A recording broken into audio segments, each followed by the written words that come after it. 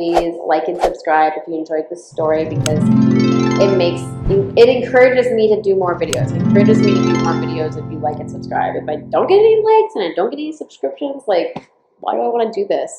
I'm doing this for you guys, so please do so. So back in the day when I was young and dumb and I guess you could say promiscuous, I had an incident happen with a NHL superstar. So let's just get into the story. So I was working in a bar, and it just happened to be by kind of fluke, by chance. I had no idea. I was from the country. I had never been in the big city before. I just moved there for school, and I happened to get a job at this bar where if celebrities came in, they would go to this bar or club. And so we had everything from like football players to all the different hockey teams to singers and actors in there. And I remember really kind of developing a distaste for the hockey players, because from what I experienced, every time I served them, they were entitled, they were cocky, they were obnoxious, they were shitty tippers, if at all did they tip, because they got everything for free and never tipped on top of it. I don't know what was up with that, either free or like crazily discounted, but I'm pretty sure if I recall properly, they got everything for free. Anyway, so it's not funny. The richer you get, the more free shit you get. So, yeah, so I really didn't like serving them, and I would really kind of avoid them because, too, when they would hit on you, you would find out that they had like girlfriends or wives or whatever. So I kind of avoided them. Like when I had to serve them, I just like did what I had to do and like didn't stick around. So this one night, it was kind of coming towards the end of my career at that club, and it was really slow that night. And I was wearing these crazy high heels, and I was like, I'm just kind of getting tired of working. And last minute, we get this hockey player in. He came in with his friend, who also played on the hockey team, and the friend happened to know one of the event managers. So she was like, hey, Destiny, you have to take care of these guys, just like serve them or whatever and get them a bottle. So they get a bottle for free. And one guy was speaking to the event manager lady, like they were sitting at the table together chatting, his friend, and then the other guy was kind of alone, and he was striking up conversation with me. And honestly, he was super nice. So like it was weird because like I remember specifically that he thanked me for the bottle, and he thanked us for the all the like the courtesy and like the kindness that we treated him with. And he's like, where I'm from or where I live, you know, it's not really a big deal. Like everybody's somebody, so they don't treat you this well. And so he was just really like showed a lot of like gratitude like towards us. He was grateful for the free bottle, or at least he said he was. So he kind of wanted to chat, and I was like, yeah, sure. Like I can sit here, talk to you because I'm serving you a bottle. Plus, you're somebody, and I'm not going to get in trouble for like entertaining you. So I sit with him, and it was weird because it was funny because he was in this part of the bar where like there was just like no light coming down. Like the light it was like the shadow of the bar was like right where he was sitting. So I could barely see him. I could just hear his voice. Like he had a really nice voice, and he had a really cool accent, and he was just super friendly. And we just got along. We chatted and we chatted and we chatted and whatever. And I'm like, okay, the night's coming to an end. And my phone kept ringing because I actually was having a party that night. Like This is back in the day when I used to drink still, and I was having a party at my place. So a whole bunch of people were contacting me and just like checking in on like the night and everything, and how's it going, when am I going to be home, and when's it going to start, this after party, because this is after the club.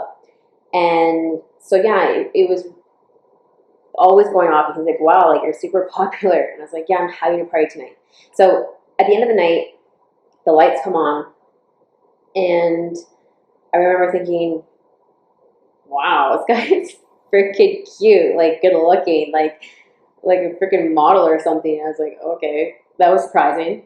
And then I remember one of the bartenders, he was like a super big hockey fan. He was like, are you going home with so and so? And I was like, no, I'm not. He's like, yeah, right. Well, I'm like, no, I'm not.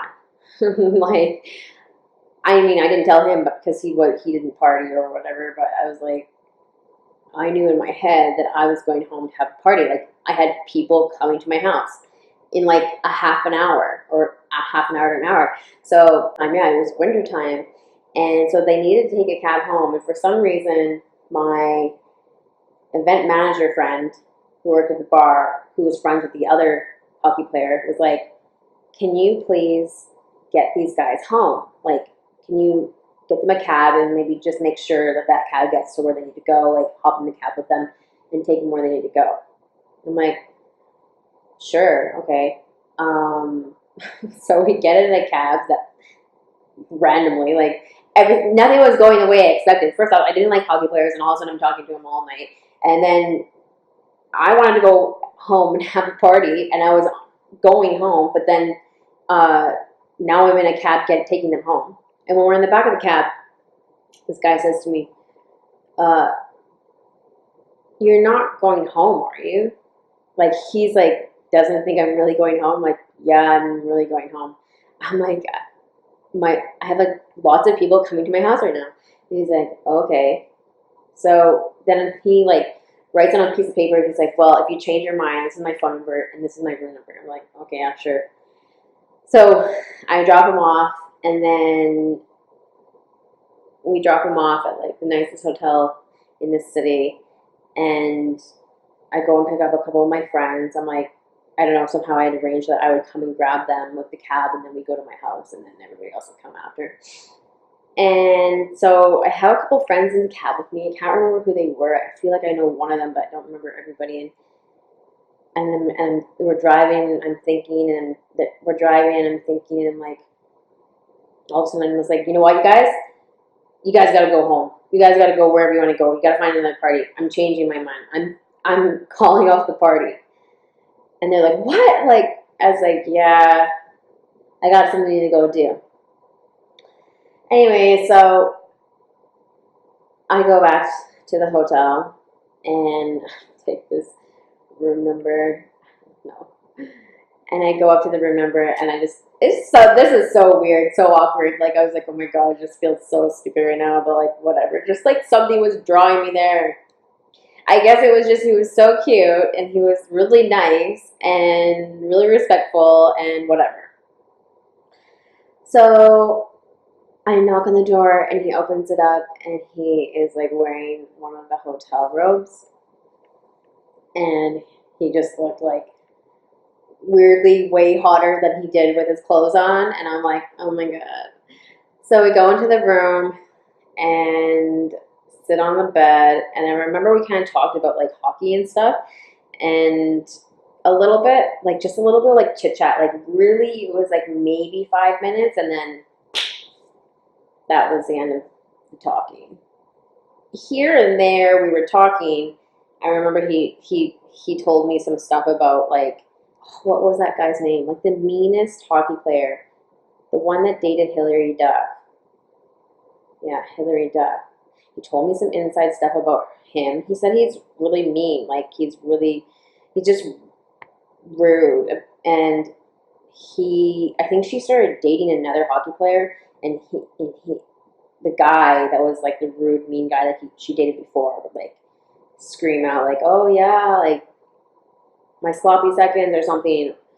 I don't know, like whatever. So I remember that. then from the conversations, all I remember is him telling me like he really likes, and that's about it. I don't know how deep I want to go into this conversation. Let's just say that I didn't regret going there at all. In the sense of like what happened in the room, I was like very surprised and pleased and like thinking, well, this was worth it. In the moment, anyways. And I mean, still to this day, somewhat, but not really, kind of, because later afterwards, because I literally had no clue about who this guy was. I don't know anything about hockey besides a little bit about my home team. And so I decided to Google him. I remember, oh yeah, he was like, what time is it? And I was like, I don't know. And I checked the clock and it was like 7:50. He's like, 7:50, I think it was. 7:50 or 6:50? 6:50? Anyways, doesn't matter. It was like 4 hours later and he's like, what time is it? And I'm like, I don't know, let me go check. And I ran out from the bathroom and then I looked from the shower. So I was like dripping wet and I look at the clock and it's 6:50. I'm like 6:50 or whatever. And he's like, Jesus, he's like, I have to go in like 10 minutes. Like all of us are leaving.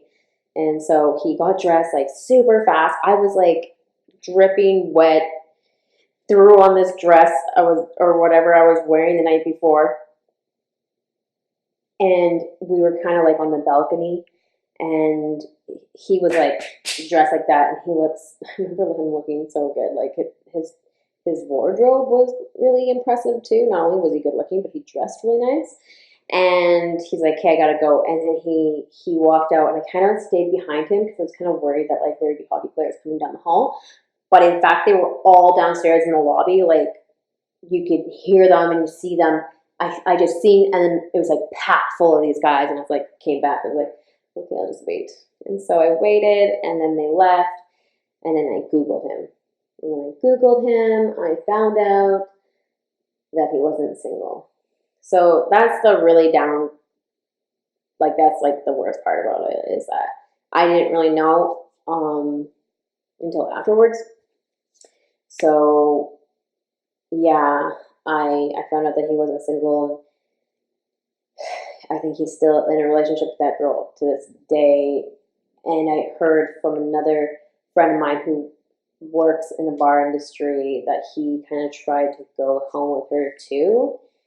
So another time, like not that night, but like another time. So unfortunately, like from what it sounds like, and from what I know and have experienced, is that he is a not maybe faithful unless they went on a break or something and they got back together and they got married and etc. and everything like that. But I don't know, like I don't want to give it too much. He's too easy to kind of. I don't really want to give his like name away. I don't want to like throw him under the bus or anything like that. I don't want to be one of those girls in the news for having saying I hooked up with so and so. Like I'm just saying like this was my experience with an NHL player, and there are so many. Actually, it's funny because I actually ended up hanging out with another hockey player, which I never slept with. I never slept with him, but I did hang out with him. What happened was he came to the bar again. Like this is a different guy. Okay, so we're on a different story. So this guy, not so much a superstar. He plays the NHL and whatever, and he's been in it for some time, but he's like not well known like the other guy. Well known, like super well known. Like the other guy's like, like every single person that plays hockey or knows hockey knows that guy that I was with. But this guy, I don't know if they would or not. But he came into the club, this other guy, and I remember I was serving him, and I think this was after him. I'm not too sure. I can't remember now.